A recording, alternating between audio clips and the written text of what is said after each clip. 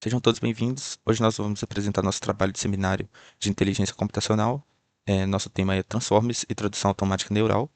Eu sou o Caio Rangel Nunes e meu colega é o Luiz Felipe de Paula Mendes. E nosso trabalho é baseado no artigo Attention is All You Need. Começando pelo contexto histórico, falando sobre a limitação das redes recorrentes, são que elas processam o texto sequencialmente, palavra por palavra, impossibilitando o paralelismo no treinamento e dificultando o aprendizado de dependências de longo alcance, devido a ter que guardar o contexto de uma palavra dita no início de um texto longo. Por essa causa, pode ocorrer o desaparecimento do gradiente, que é quando em redes recorrentes perdem o contexto em sequências longas, impossibilitando o aprendizado de palavras de dependências distantes. Para resolver esse problema, a solução é a arquitetura Transformers, que tem como uma das suas vantagens o processamento matricial paralelo, que faz com que toda sequência é injetada e processada simultaneamente nas GPUs e TPUs, utilizando o mecanismo de atenção para mapear relações globais entre as palavras de forma direta, independente da distância física entre elas no texto, acabando com um gargalo sequencial. Transforma é uma arquitetura de rede neural proposta para substituir os complexos modelos recorrentes e convolucionais, combinando operações eficientes de álgebra linear para resolver problemas de dependência sequencial que antes limitavam as redes neurais. Essa arquitetura permite uma paralelização significativamente maior durante o processamento e requer muito menos tempo de treinamento. A arquitetura de Transformers segue uma estrutura geral de encoder-decoder, utilizando camadas de atenção empilhadas e redes neurais totalmente conectadas. O encoder, a função, é mapear uma sequência de entrada para uma sequência de representações contínuas. Ele é composto por uma pilha de 6 camadas idênticas. Cada uma dessas camadas contém duas subcamadas, um mecanismo de self-attention, multi-head e uma rede threefold, totalmente conectada. Para aplicar não linearidades, o encoder produz matrizes K e V que representam o significado global e contextualizado da entrada. O decoder tem a tarefa de prever a próxima palavra de tradução. Ele gera um símbolo de cada vez e no passo seguinte consome o símbolo que acabou de gerar como entrada para prever o próximo. Assim como o decoder é composto por uma pilha de 6 camadas idênticas, além de duas subcamadas presentes no encoder, o decoder insere uma terceira subcamada que realiza a tensão multi-head sobre a saída da pilha do encoder. A subcamada de self-attention interna do decoder é modificada com o mascaramento para garantir que as previsões para uma determinada posição dependam apenas das saídas conhecidas em posições anteriores, impedindo que ele tenha acesso ao gabarito das predições antes mesmo de prevê-las. Como o Transformer descarta totalmente o uso de convoluções de recorrência, ele nativamente não possui um senso de ordem das palavras. Para que o modelo possa fazer um uso da ordem da sequência, é necessário injetar informações sobre a posição absoluta ou relativa dos tokens. Isso é resolvido adicionando positional encodes aos embeds de entrada nas bases das pilhas do encoder e do decoder, utilizando funções matemáticas de seno e cosseno em diferentes frequências para gerar essa codificação espacial. As redes feedforward são uma rede neural totalmente conectada, com apenas duas camadas lineares separadas por uma função de ativação não linear, sendo aplicada a cada posição de forma independente após o mecanismo de atenção, processando e refinando as características extraídas de cada token e tirando conclusões individuais sobre eles.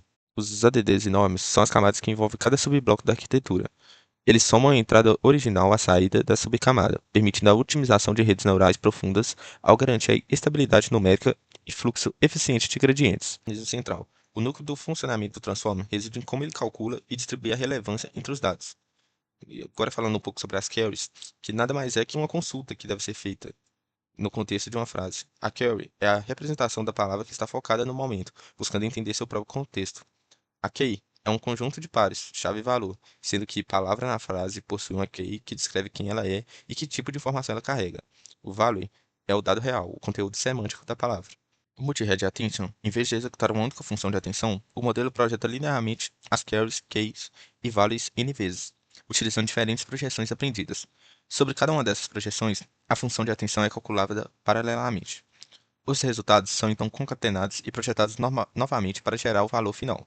Esse formato permite que o modelo preste atenção em todas as informações vindas de diferentes subespaços de representações de diferentes posições, algo que uma cabeça de única atenção não conseguiria fazer de forma eficiente. Falando um pouco agora sobre a matemática da tensão, o produto escalar mede a distância entre dois vetores para saber o quão alinhados ou parecidos eles estão. Por exemplo, se a curl da palavra banco se alinha fortemente com a key da palavra praça, o produto escalar será alto, indicando que o banco ali significa assento e não instituição financeira. O fator escalar é quando dois vetores têm muitas dimensões. O produto escalar pode resultar em números enormes. Ao aplicar a função softmax em números muito grandes, os gradientes se tornam minúsculos, o que paralisa o aprendizado da rede neural. Dividir pela raiz quadrada da dimensão estabiliza esses valores, e o softmax transforma similaridades em probabilidades, em que a soma dos pesos resultantes será 1. Multiplicação por v, que multiplica esses pesos aos vales para criar uma nova representação enriquecida da palavra. Isso filtra as informações irrelevantes e extrai apenas a representação contextualizada que o modelo precisa levar para a próxima camada, dando um peso maior à informação mais relevante. Agora, depois de ver toda essa matemática por trás do transformer, dá para entender o tamanho do salto histórico que a gente deu com relação à tradução automática. No começo, a tradução funcionava por regras RBMT, que era um sistema totalmente engessado onde linguistas tinham que programar dicionários e regras gramaticais gigantescas na mão.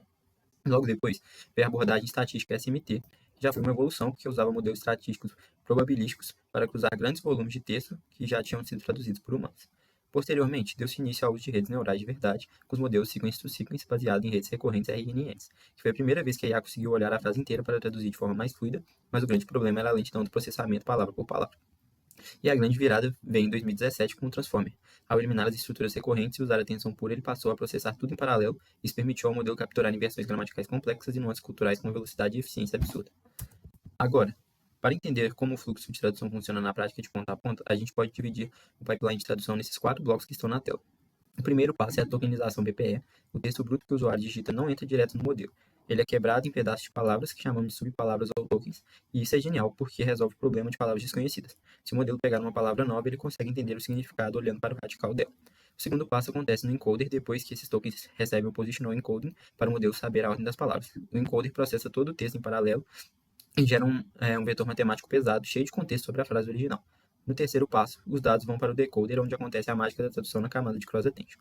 O decoder funciona de forma autorregressiva, ou seja, gerando uma palavra por vez, e essa camada de atenção cruzada serve como uma ponte entre os dois idiomas, consultando o mapa que o encoder gerou para saber exatamente em qual palavra original o modelo deve focar enquanto escreve a tradução. Por fim, a saída passa pelo Bin Search. Em vez de o modelo ser imediatista e escolher a próxima palavra isolada mais provável de forma cega, o Bin Search analisa vários caminhos de frase ao mesmo tempo e escolhe a sequência que faz mais sentido global no final. E a evolução recente disso foi sair de modelos que só traduziam de uma língua para outra para sistemas multilingües unificados, que gerenciam vários idiomas em uma arquitetura só. Para organizar isso, usa-se o token de destino prefixo. A gente coloca um código especial no começo da frase, como um 2S para espanhol ou 2FR para francês, e esse token avisa ao decoder qual idioma ele deve gerar na saída. Mas o que mais chama atenção cientificamente é a representação interlíngua e o efeito zero shot. Quando a gente treina um único transformer para traduzir de inglês para português e de inglês para francês, ele aprende o conceito das palavras de forma tão profunda no seu espaço interno que ele se torna capaz de traduzir diretamente português para francês, mesmo sem nunca ter visto um único exemplo de treino direto entre essas duas línguas.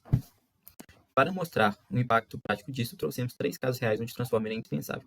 Primeiro, o Google Tradutor, que ao migrar de RNNs para Transformers, reduziu os erros em mais de 60%, além de que foi essa velocidade de processamento paralelo que viabilizou recursos em tempo real que usamos hoje, como a tradução de voz instantânea.